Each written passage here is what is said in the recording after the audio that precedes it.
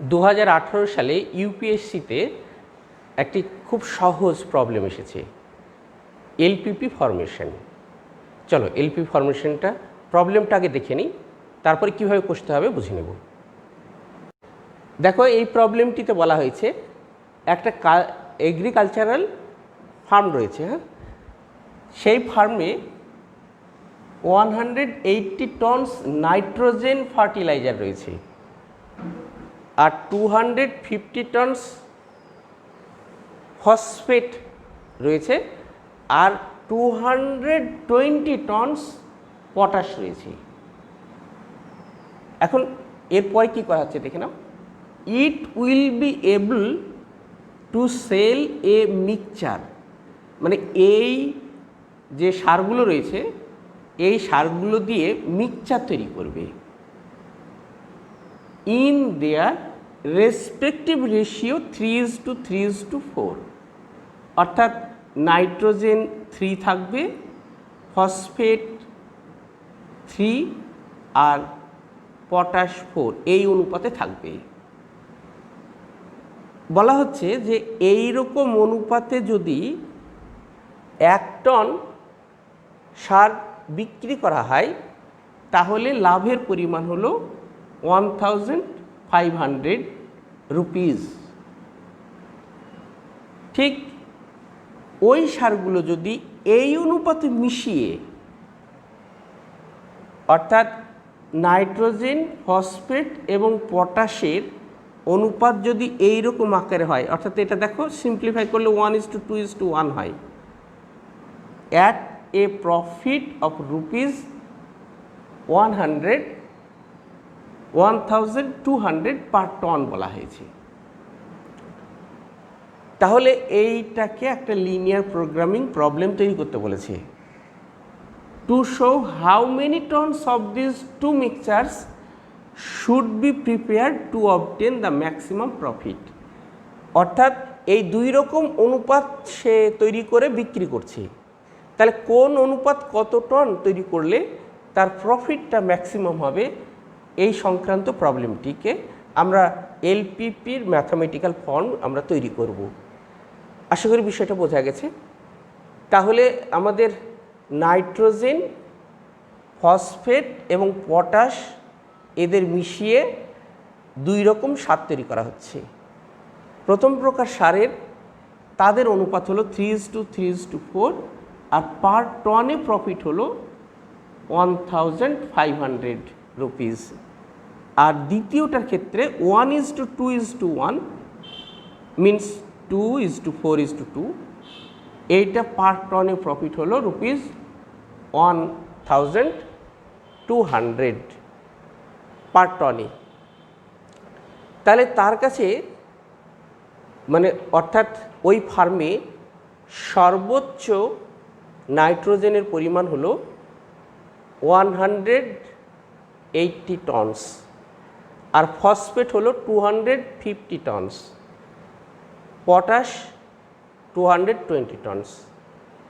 এইটা লিমিটেশন, এর থেকে বেশি সার সে বিক্রি করতে পারবে না, ওই ফার্ম বিক্রি করতে পারবে না। তাহলে আমরা ধরে নিচ্ছি আমাদের এখানে কি নির্ণয় করতে হবে, কোন প্রকার কতটুকু সার তৈরি করলে প্রফিটটা ম্যাক্সিমাম হবে, এটা আমরা নির্ণয় করব আর তারই এলপিপি আমরা গঠন করব।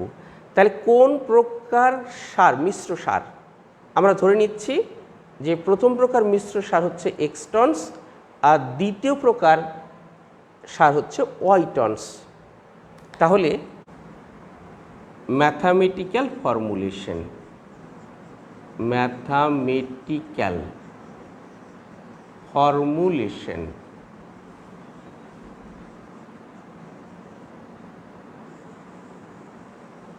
এবার আমাদের প্রয়োজন ডিসিশন ভেরিয়েবলস।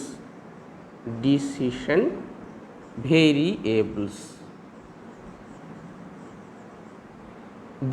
ভেরিয়েবলস কি না, কোন সার কতটুকু তৈরি করবে। আমরা ধরে নিচ্ছি late X and Y tons of these two mixtures should be prepared, এটা আমরা তৈরি করব। তাহলে এক্স এবং ওয়াই তাহলে ডিসিশন ভেরিয়েবলস আমাদের হলো। এবার আমরা আমরা অবজেক্টিভ ফাংশনটা নির্ণয় করি। অবজেক্টিভ ফাংশন,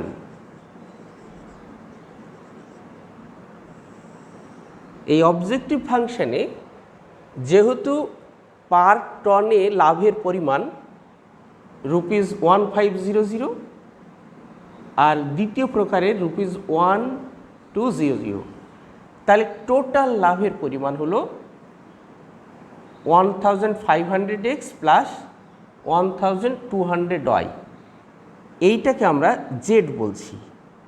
তাহলে এই জেডটাকে আমরা ম্যাক্সিমাম নির্ণয় করব, অর্থাৎ maximize Z is equal to, তাহলে 1500x প্লাস 1200y। এবার আমরা কনস্ট্রেন্টস নির্ণয় করব। কনস্ট্রেন্টস, তাহলে মোট 3 প্রকার সার মিশিয়ে মিশ্র সার তৈরি করা হয়েছে। তাহলে কোন কোন সার মিশানো হয়েছে? নাইট্রোজেন, ফসফেট আর পটাশ। তো নাইট্রোজেনের আমরা ম্যাক্সিমাম পরিমাণ 180 টনস, এটা আমরা ব্যবহার করতে পারবো। তাহলে লক্ষ্য করে দেখো এখানে এই অনুপাত থেকে 3:3:4 এর এই 3 ফার্স্ট পার্ট এটা নাইট্রোজেনের জন্য, এখানে দেখো এই এইখানকার ফার্স্ট পার্ট নাইট্রোজেনের জন্য। তাহলে এইখানে যদি আমরা আনুপাতিক ভাগহার বের করি তাহলে টোটাল হলো 3 + 3 + 4 মিনস 10। দেখো তাহলে আমরা যেহেতু x টন ফার্স্ট প্রকারের আমরা প্রথম প্রকারের সার তৈরি করেছি, তাই নাইট্রোজেনের পরিমাণ এখানে 3x/10।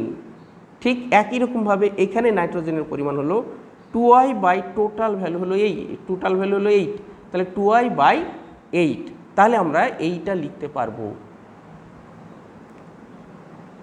3x/10 প্লাস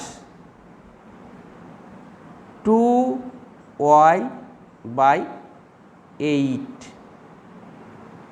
এইটা সর্বোচ্চ ভ্যালু হলো 180।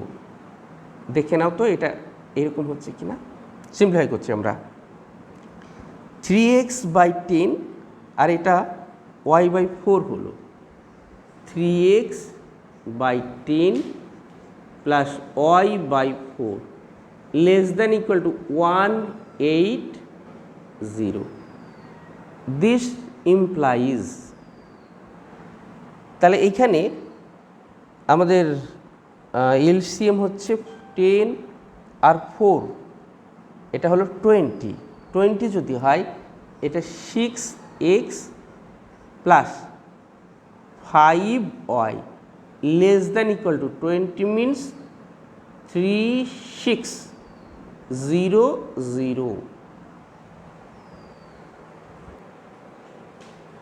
এখন লক্ষ্য করে দেখো আমাদের নাইট্রোজেনের পরিমাণের জন্য আমরা কনস্ট্যান্ট পেয়ে গেছি। এবার আমরা ফসফেটের জন্য আমরা কনস্ট্যান্ট তৈরি করব। তাহলে ফসফেট এইটা দেখো ঠিক একই রকম নিয়মে আমরা বলবো এটা 3x/10 প্লাস 4y/8। এইটা less than equal two maximum আমাদের ফসফেট ব্যবহার করতে পারবো 250 টনস, এটা ওই ফার্মে রয়েছে। তাহলে আমরা লিখব 3x/10 প্লাস 4y/8, এটা লেস দ্যান ইকুয়াল টু হলো 250। তাহলে দিস ইমপ্লাইজ, দেখো 3x/10 plus y/2 less than equal to 250. This implies এটা এলসিএম হবে 10 যদি হয় তাহলে এটা 3x হলো আর এটা 5y হলো, লেস দ্যান ইকুয়াল টু তাহলে 2500। আশা করি সেকেন্ড কনস্ট্যান্টটা আমরা বুঝেছি। এবার থার্ড কনস্ট্যান্টে অনুরূপভাবে লিখব।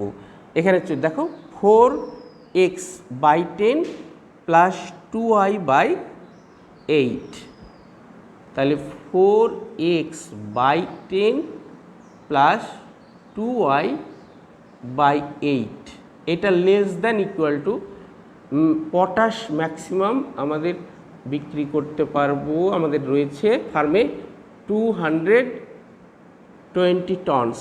তাহলে এটা সিম্পলিফাই করো, দিস ইমপ্লাইজ তাহলে 4x/10 আর এটা হলো y/4 হলো, y/4 তাহলে less than equal two 220। This implies LCM কত হবে এদের? 20 হবে। 20 হলে এখানে হয়ে যাবে 8x প্লাস এটা হবে 5y less than equal two 4400। এখানে দেখো যেহেতু মিক্সচারের কি মিক্সচার করছি আমরা না, দুই প্রকারের মিশ্র সার নিচ্ছি। যখন দুই প্রকারের মিশ্র সার তৈরি করছি তাহলে এক্স এবং ওয়াই এরা নেগেটিভ হবে না, সেই কারণে এক্স এবং Y greater than equal to 0 বলবো। তাই আমরা যুক্তিটাকে এইভাবে বলবো, since the amount of mixtures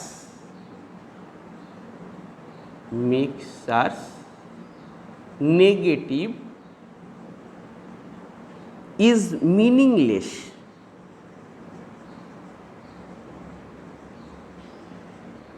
তাহলে যোগ দিয়ে বলবো we must have x greater than equal to 0, y greater than equal to 0। তাহলে আমরা যে পুরো বিষয়টা পেলাম, দেখো এই সম্পূর্ণ অংশটা এখন একত্রিতভাবে লিখব। তাহলে আমরা এই যে এলপিপি যেটা আমরা পেলাম তাহলে সরাসরি আমরা এখন এইটা লিখব, Das we get the LPP as,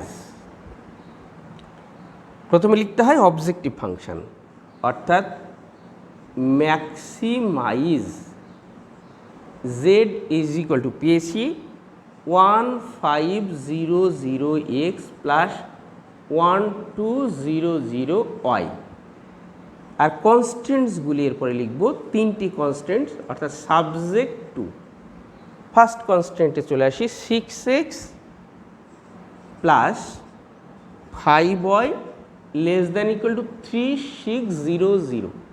Second constant 3x plus 5y less than equal to 2500. Third constant 8x plus 5y less than equal to 4400। আর সব শেষে আমরা নন নেগেটিভিটি রেস্ট্রিকশনস x1 এখানে x আর y নেওয়া হয়েছে, তাহলে x and non negativity restrictions হচ্ছে x আর Y, তাহলে অবশ্যই গ্রেটার দ্যান ইকুয়াল টু 0 হবে।